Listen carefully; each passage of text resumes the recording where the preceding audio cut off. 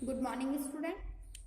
आज हम कक्षा 10 के गद्य खंड में जो पाठ 12 पढ़ रहे थे, स्त्री शिक्षा के विरोधी कुतर्कों का खंडन, जो कि महावीर प्रसाद द्वारा लिखित है।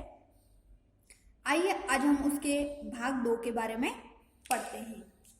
पुराने जमानों में स्त्रियों के लिए कोई विश्वविद्यालय न था, फिर नियमबद्ध प्रणाली का उल्लेख आदि पुराणों में न मिला तो क्या आश्चर्य, और उल्लेख उसका कहीं जा रहा हो पर नष्ट हो गया हो तो। पुराने जमाने में विमान उड़ते थे, बताइए उनके बनाने की विद्या सिखाने वाला कोई शास्त्र। बड़े बड़े जहाजों पर सवार होकर लोग द्वीपांतरों को जाते थे, दिखाइए जहाज बनाने की नियमबद्ध प्रणाली के दर्शक ग्रंथ। पुराणों में विमानों और जहाजों द्वारा की गई यात्राओं के हवाले देखकर उनका अस्तित्व तो हम बड़े गर्व से स्वीकार करते, परंतु पुराने ग्रंथों में अनेक प्रगल्भ यानी कि गंभीर ज्ञान रखने वाले, विशेष ज्ञान रखने वाले पंडिताओं के नामों उल्लेख को देखकर भी कुछ लोग भारत की तत्कालीन स्त्रियों को मूर्ख, अपढ़ और गंवार बताते हैं। तो लेखक कहते हैं कि पुराने जमाने में क्या था कि स्त्रियों के लिए कोई विश्वविद्यालय नहीं थे, कोई नियमबद्ध प्रणाली का उल्लेख नहीं मिलता था। तो फिर इस बात के लिए किस बात का आश्चर्य है कि जैसे पुराने जमाने में विमान उड़ते थे, क्या उन्हें बनाने की विद्या सीखने वाला कोई शास्त्र था? नहीं था। फिर भी पुराणों आदि में क्या होता था, विमानों और जहाजों द्वारा की गई यात्राओं के जो हवाले देखकर क्या होता था, हम उनके पहचान के बारे में उस चीज को हम बड़े गर्व से स्वीकार करते। परंतु जो ग्रंथों में अनेक यानी कि जो पुराने ग्रंथ थे, उनमें गंभीर ज्ञान रखने वाले जो पंडितों का नाम उल्लेख होता था, उनको देखकर भारत के कुछ लोग क्या होते थे, जो तत्कालीन स्त्रियां थी, उनको मूर्ख, अपढ़ और गंवार बताते। पर ऐसा क्यों? इस तर्कशास्त्र मतलब तर्कशास्त्र की का ज्ञान रखने वाले और इस न्यायशीलता यानी न्यायपूर्ण आचरण करने वाले की बलिहारी वेदों को प्राय सभी हिंदू ईश्वर कृत मानते हैं। सो ईश्वर तो वेद मंत्रों की रचना और उनका दर्शन विश्ववरा आदि स्त्रियों से करावे, और हम उन्हें कखहरा पढ़ाना भी पाप समझे। तो लेखक कहते हैं कि कखहरा मतलब वर्णमाला, कि वेदों को प्राय जो हिंदू ईश्वर कृत मानते हैं, यानी कि ईश्वर, हिंदू लोग क्या करते हैं, वेद जो होते हैं वो ईश्वरों द्वारा रचित मानते हैं, ठीक है। तो और जितने भी मतलब उनका दर्शन विश्ववरा आदि स्त्रियों से करावे, तो ईश्वर तो जब सारे कार्य स्त्रियों सभी में स्त्रियों को महान मान रहे हैं, तो क्या हम लोग सिर्फ और सिर्फ उन्हें पढ़ाना लिखाना भी पाप समझते हैं? शीला और विद्या आदि कौन थी? वे स्त्री थी या नहीं? बड़े बड़े पुरुष कवियों से आदृत मतलब सम्मानित हुई है या नहीं? शारंगधर पद्धति में उनकी कविता के नमूने है या नहीं? शारंगधर एक ऐसा प्राचीन ग्रंथ था जिसमें उनकी जो कविताएं थी स्त्रियों की, उनके नमूने मिलते। बौद्ध ग्रंथ त्रिपटक के अंतर्गत थेरी गाथा में जिन सैकड़ों स्त्रियों की पद रचना उद्धृत मतलब उल्लेख है, प्रस्तुत है, वे क्या अपढ़ थी? तो जो बौद्ध ग्रंथ था त्रिपटक, उसमें भी बहुत सारी स्त्रियों की रचनाएं मिलती है। तो लेखक के कहने का मतलब ये, क्या प्राचीन समय में भी वो अनपढ़ थी? उस समय में भी जिस भारत में कुमारिकाओं को चित्र बनाने, नाचने, गाने बजाने, फूल चुनने, हार गुथने, पैर मलने तक की कला सीखने की आज्ञा थी, उनको लिखने पढ़ने की आज्ञा न थी। कौन विज्ञ ऐसी बात मुख से निकालेगा? कौन विज्ञ मतलब कौन विद्वान, कौन ज्ञानी ऐसी बात मुख से करेगा? और कोई निकाले भी तो मानेगा कौन? और कोई अगर ऐसी बात करेगा भी कि प्राचीन समय में स्त्रियों को नहीं पढ़ाया जाता था, तो मानेगा कौन? क्यों? क्योंकि हमने बहुत सारे ग्रंथ वगैरह देखे, तो उनमें भी स्त्रियों की रचनाएं मिलती। इसका मतलब क्या था कि स्त्रियां पढ़ी लिखी थी। अत्रि की पत्नी धन पर व्याख्यान देते समय घंटों पांडित्य प्रकट करे। अत्रि जो थे उनकी पत्नी ने क्या किया कि पत्नी धन पर जब व्याख्यान दिया, तो बहुत अधिक समय तक पांडित्य मतलब विद्वंता का ज्ञान उसने प्रकट किया। गार्गी बड़े बड़े ब्रह्मवादियों को हरा दे। मंडन मिश्र की सहधर्मचारिणी यानी कि उनकी पत्नी शंकराचार्य के छक्के छुड़ा दे। गजब, इससे अधिक भयंकर बात और क्या हो सकेगी? यह सब पापी पढ़ने का अपराध है। न वे पढ़ती, न वे पूजनीय पुरुषों का मुकाबला करती। यह सारा दुराचार स्त्रियों को पढ़ाने ठीक का कुफूल है, समझे। स्त्रियों के लिए पढ़ना कालकूट और पुरुषों के लिए पीयूष का घुट। कालकूट मतलब जैसे स्त्रियों को पढ़ाना तो कोई विष के समान है और पुरुषों को सिर्फ पढ़ाना किसी अमृत के समान है। ऐसी ही दलीलों और दृष्टांतों, दृष्टांत मतलब उदाहरणों के आधार पर कुछ लोग स्त्रियों को अपढ़ रखकर भारतवर्ष का गौरव बढ़ाना चाहते हैं। तो जिस प्रकार से प्राचीन समय में भी स्त्रियां क्या करती थी, महान पुरुषों का भी मुकाबला कर देती थी, परंतु कुछ लोग क्या करते थे, वो उस मुकाबले से जलते थे, उसके बराबरी नहीं कर पाते थे, इसीलिए वो क्या करना चाहते थे, स्त्रियों को अनपढ़ रखना चाहते थे। मान लीजिए कि पुराने भारत में भारत की एक भी स्त्री पढ़ी लिखी न थी, न सही। उस समय स्त्रियों को पढ़ाने की जरूरत न समझी गई होगी, पर अब तो है, अतएव पढ़ाना चाहिए। तो कवि के कहने का मतलब ये कि चलो ठीक है, उस समय हम मान लेते कि स्त्रियों को पढ़ाने की जरूरत नहीं थी, परंतु आज तो है, इसीलिए हमें उन्हें पढ़ाना चाहिए। हमने सैकड़ों पुराने नियमों, आदेशों और प्रणालियों को तोड़ दिया है या नहीं। लेखक कह रहे बहुत सारे नियम ऐसे पुराने थे जिनको हमने तोड़ दिया, तो चलिए स्त्रियों को अपढ़ रखने की इस पुरानी चाल को भी तोड़ देते हैं। और जो पुरानी, हम कहते हैं पुराने जमाने में स्त्रियों को नहीं पढ़ाया जाता था, तो ठीक है, इस नियम को भी हमें तोड़ देना चाहिए। हमारी प्रार्थना तो यह है कि स्त्री शिक्षा के विपक्षियों को, यानी कि जो विरोध करते हैं, कुछ क्षण भर के लिए भी इस कल्पना को अपने मन में स्थान न देना चाहिए, और क्षण भर के लिए भी, कुछ समय के लिए भी ऐसी कल्पना अपने मन में नहीं लानी चाहिए कि स्त्रियों को नहीं पढ़ाना चाहिए। पुराने जमाने में यहाँ की सारी स्त्रियां अपढ़ थी अथवा उन्हें पढ़ने की आज्ञा न थी। जो लोग पुराणों में पढ़ी लिखी स्त्रियों के हवाले मांगते हैं, उन्हें श्रीमद् भागवत 10वें स्कंद के उत्तरार्ध मतलब इनके बाद का 53वां अध्याय पढ़ना चाहिए, जिसमें उसमें रुक्मणी हरण की कथा है। रुक्मणी ने एक लंबा चौड़ा पत्र एकांत में लिखकर एक ब्राह्मण के हाथ श्री कृष्ण को भेजा था। वह तो प्राकृत में न था, प्राकृत यानी कि उस भाषा में तो न था, उसके प्राकृत में होने का उल्लेख भागवत में तो नहीं। उसमें रुक्मणी जी ने जो पांडित्य दिखाया है, वह उसके अपढ़ और अल्पज्ञ होने अथवा गंवारपन का सूचक नहीं है। तो लेखक के कहने का मतलब ये कि उस समय तो जो श्रीमद् भागवत की 10वां स्कंद था, उसके बाद का जो 53वां अध्याय है, तो रुक्मणी हरण की जो कथा है, उसमें रुक्मणी जी ने क्या किया था, भगवान श्री कृष्ण को एक पत्र भेजा था। तो क्या वो तो प्राकृत में नहीं था, तो इसका मतलब क्या वो भी अनपढ़ अल्पज्ञ है, क्या वो गंवारपन है, ये उसका कोई सूचक नहीं है।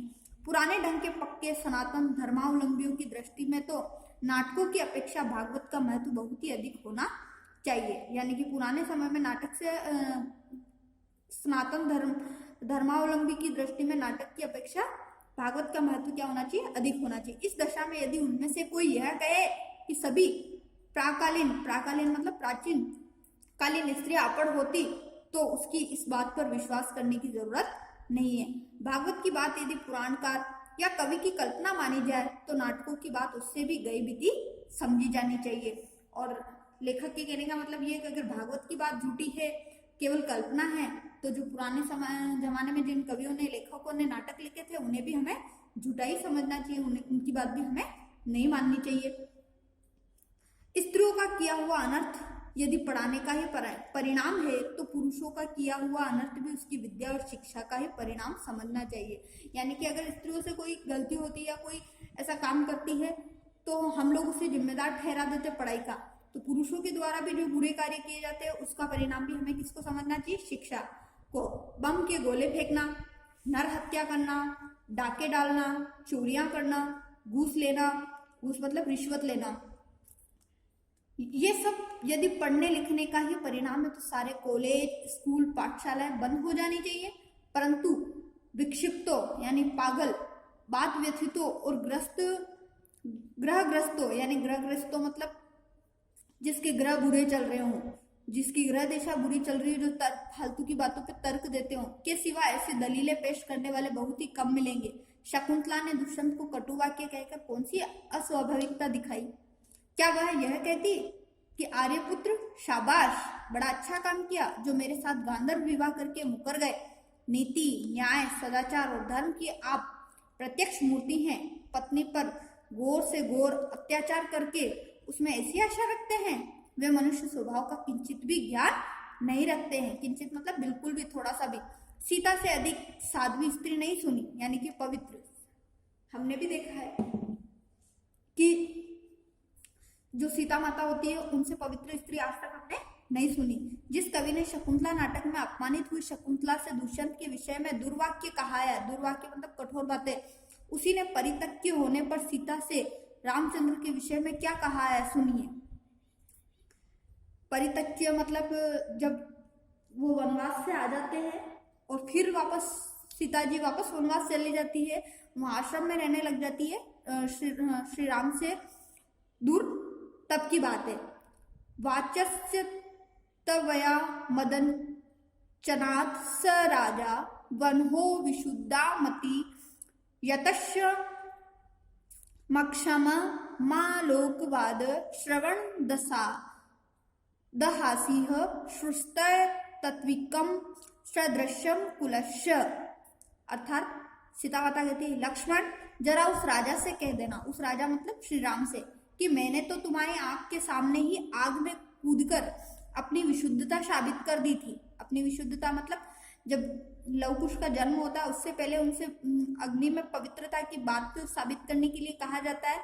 तो वो सीता माता कहती है कि लक्ष्मण उस राजा से अर्थात श्री राम से कह देना कि मैंने तो उनके सामने ही आग में कूदकर अपनी पवित्रता साबित कर दी थी। तिस पर भी लोगों के मुख से निकला मिथ्यावाद, यानी कि जो जनता थी, प्रजा थी, वो झूठी बातें कर रही थी, सुनकर ही तुमने मुझे छोड़ दिया। क्या यह बात तुम्हारे कुल के अनुरूप है? यानी कि और तुमने लोगों की बातें सुनकर मुझे छोड़ दिया है, तो क्या ऐसा ही तुम्हारा वंश है? क्या ऐसा ही तुम्हारा कुल है? ये सारी बातें उसी के अनुरूप है? अथवा क्या यह तुम्हारी विद्वता या महत्ता को शोभा देने वाली है? सीता का यह संदेश कटु नहीं तो क्या मीठा है? राजा मात्र कहकर उनके पास अपना संदेशा भेजा। यह उक्ति न किसी गंवार स्त्री की है, किंतु महाब्रह्म ज्ञानी राजा जनक की लड़की और मनवांदी महर्षियों के धर्म शास्त्रों का ज्ञान रखने वाली रानी को नरपश्य वर्णाश्रम पालनम यत स एव धर्मो मनुना प्रणीत, यानी कि सीता ने जो मनु के द्वारा राजा के लिए प्रणीत वर्ण और आश्रम के नियम पालने का जो उल्लेख किया है, तो सीता की धर्म शास्त्रज्ञा का यही प्रमाण वही आगे चलकर कुछ ही दूर पर कवि ने दिया है।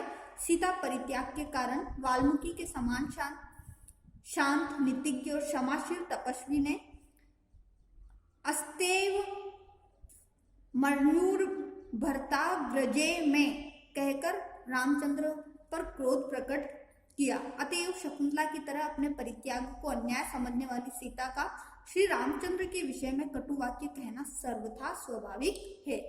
तो उस वक्त जब सीता ने ऐसे वाक्य कहे तो क्या ये अनपढ़ या गंवार स्त्री की बातें तो नहीं हो सकती? तो लेखक कहते हैं कि ये बहुत ही बड़ी महाब्रह्म ज्ञानी और धर्म शास्त्र का ज्ञान रखने वाली स्त्री ही है जिसने इस तरीके की बातें कही है। न यह पढ़ने लिखने का परिणाम है, न गंवारपन का, न अनुकूलता का, अनुकूलता का मतलब अच्छे कुल का न होना। पढ़ने लिखने में स्वयं कोई बात ऐसी नहीं जिससे अनर्थ हो सके, अनर्थ का बीज उसमें हरगिज नहीं। अनर्थ पुरुषों से भी होते हैं। अनर्थ मतलब लेखक कहते हैं कोई पढ़ने लिखने से ही ऐसी बातें नहीं होती जिससे कि किसी का विनाश हो सके या अनर्थ हो सके, केवल पुरुषों से भी हो सकते हैं। अपढ़ो और पढ़े लिखो दोनों से अनर्थ, दुराचार, पापाचार के कारण और ही होते हैं और वे व्यक्ति विशेष का चाल चलन देखकर जानने से भी जा सकते। अतएव स्त्रियों को अवश्य पढ़ाना चाहिए। जो लोग यह कहते हैं कि पुराने जमाने में यहाँ स्त्रियां न पढ़ती थी अथवा उन्हें पढ़ने की ममानियत थी, वे या तो इतिहास से अभिज्ञता नहीं रखते या जानबूझकर लोगों को धोखा देते हैं। यानी कि लेखक कहते हैं कि जो पुराने समय में जो लोग कहते थे कि स्त्रियां नहीं पढ़ती थी, तो इसका मतलब ये कि वो इतिहास में जानकारी नहीं रखते, उन्हें पता नहीं है कि क्या स्त्रियां पढ़ती थी, उन्होंने कभी पुराने ग्रंथ नहीं पढ़े इसीलिए उन्हें पता नहीं है, या फिर वो जानते भी थे फिर भी जानबूझकर लोगों को क्या करते थे, बेवकूफ बनाते थे। समाज की दृष्टि में ऐसे लोग दंडनीय हैं, क्योंकि स्त्रियों को निरक्षर रखने का उपदेश देना समाज का अपकार और अपराध करना है, समाज की उन्नति में बाधा डालना है। और जो लोग इस प्रकार की बातें करते हैं कि स्त्रियों को नहीं पढ़ाना चाहिए, समाज उन्हें दंडित करे, ऐसा होना चाहिए, क्योंकि यह एक अपराध है। और जो हमारा समाज विकसित होता है उसको विकसित नहीं होने देना ये उन लोगों का काम होता है। शिक्षा बहुत व्यापक शब्द है, व्यापक बहुत बड़ा विस्तारित शब्द है। उसमें सीखने योग्य अनेक विषयों का समावेश हो सकता है। पढ़ना लिखना भी उसी के अंतर्गत है। इस देश की वर्तमान शिक्षा प्रणाली अच्छी नहीं, इस कारण यदि कोई स्त्री को पढ़ाना अनर्थकारी समझे तो उसे उस प्रणाली का संशोधन करना या कराना चाहिए। संशोधन करना मतलब अगर किसी को लगता है कि अभी की जो शिक्षा प्रणाली है वो अच्छी नहीं है, जिससे कि स्त्रियों को पढ़ाना अनर्थकारी या विनाशकारी समझे, तो क्या करना चाहिए? शिक्षा में परिवर्तन करना चाहिए। खुद पढ़ने लिखने को दोष न देना चाहिए। लड़कों ही की शिक्षा प्रणाली कौन सी बड़ी अच्छी है? प्रणाली बुरी होने के क्या कारण? क्या किसी ने यह राय दी है कि सारे स्कूल और कॉलेज बंद कर दिए जाएं? आप खुशी से लड़कियों और स्त्रियों की शिक्षा की प्रणाली का संशोधन कीजिए। उन्हें क्या पढ़ाना चाहिए, कितना पढ़ाना चाहिए, किस तरह की शिक्षा देनी चाहिए और कहाँ पर देना चाहिए, घर में या स्कूल में, इन सब बातों पर बहस कीजिए, विचार कीजिए, जी में अवश्य कीजिए। पर परमेश्वर के लिए यह न कहिए कि स्वयं पढ़ने लिखने से कोई दोष है, वह अनर्थकर है, वह अभिमान का उत्पादक है, वह गृह सुख का नाश करने वाला है। ऐसा कहना 16 आना मिथ्या अर्थात पूरी तरीके से झूठ है। तो लेखक के कहने का मतलब ये कि अगर आपको लगता है कि शिक्षा प्रणाली सही नहीं है तो आप उस पर विचार कीजिए, उसमें संशोधन कीजिए, परंतु कभी ऐसा मत कहिए कि किसी को पढ़ाने लिखाने से घर में गृह सुख नाश हो जाता है या लड़ाई झगड़े होते हैं, जो भी बुरे हैं वो बुरी बातें हैं वो पढ़ने लिखने से आती है। ये बात बिल्कुल ही गलत है। तो हमें भी इससे यही सीखने को मिलता है कि कोई भी शिक्षा से वंचित है तो हमें उसे शिक्षा दिलानी चाहिए, शिक्षा को बांटना चाहिए और हर एक स्त्री को, हर एक लड़की को पढ़ना जरूर चाहिए। तो आज का जो आपका होमवर्क है वो होमवर्क है आपको अति लघुत्रात्मक और लघुत्रात्मक का क्वेश्चन नंबर, अति लघुत्रात्मक और लघुत्रात्मक प्रश्नों के उत्तर आपको लिखने हैं।